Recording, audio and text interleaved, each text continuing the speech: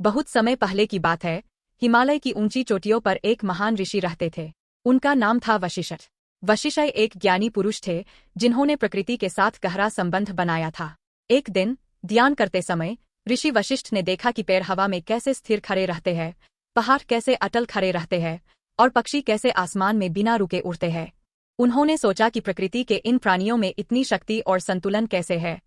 तभी उन्हें एक अद्भुत दृश्य दिखाई दिया। एक बंदर आसानी से पेड़ों पर लटक रहा था, एक हिरन बिना थके जंगल में दौड़ रहा था और एक सांप बिना किसी हड्डी के पेड़ की टहनियों पर लहरा रहा था।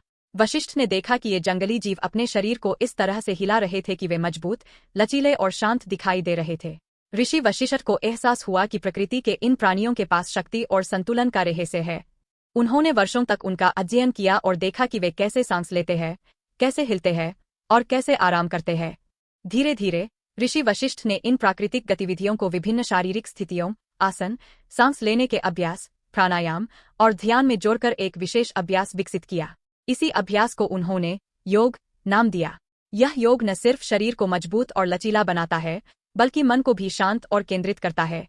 योग का अभ्यास करने से आप तनाव कम कर सकते हैं, अपनी ऊर्जा का स्तर बढ़ा सकते हैं और बेहतर नींद ले सकते हैं। योग यह भी सिखाता है कि हम अपने शरीर और मन के बीच संतुलन कैसे बनाएं और वर्तमान क्षण में कैसे रहें। तो योग सिर्फ व्यायाम नहीं है, बल्कि एक जीवन शैली है जो हमें शारीरिक और मानसिक रूप से स्वस्थ रहने में मदद करती है।